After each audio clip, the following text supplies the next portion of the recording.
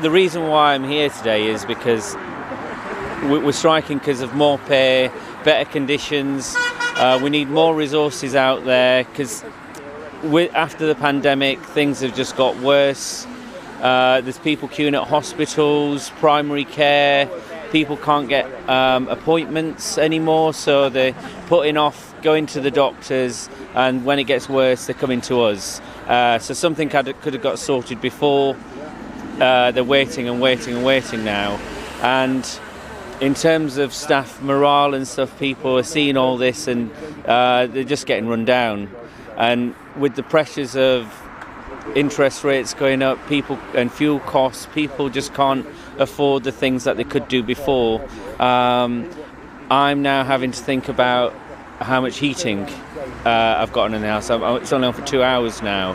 Fuel costs, I'm considering that. I thought a paramedic's wage isn't the worst, but it's certainly not the best. And I didn't think I'd be in a position where I'd be thinking about how much heating I'm going to have on. And in terms of pay increase, it's gone up in slight increments, but we've got to think about everything else going up as well. So that's why I'm here. But I'm striking, but I'm still responding to life-threatening emergencies. If one comes in, I will be going out. And I think that's across the board with the nurses as well. Similar thing, they're getting run down.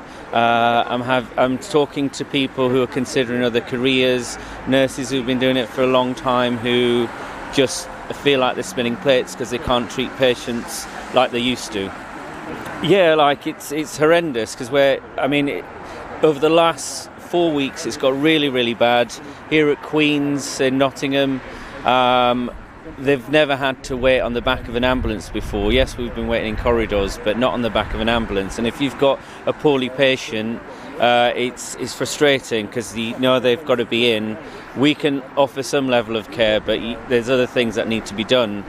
Also, COVID's not as prevalent anymore, but I've been stuck on the back of an ambulance for the longest is 3 hours with a COVID patient. And yes, we've got some form of PPE, but end of the day, we're in the back of the ambulance. We have to monitor them in a confined space. We could potentially bring that home to our families as well. And COVID's not as bad as it was, but it's still scary, and you don't want to put that on your family. And I feel for those people who've got vulnerable family members, like who might be in wheelchairs and autoimmune diseases, and they're potentially bringing bugs back to their family as well. And also frustrating for the family of the patients and the patients, because no one wants to see their loved ones stuck in the back of an ambulance when they could be treated in the hospital sooner. 99% positive because they know the pressure that we're under.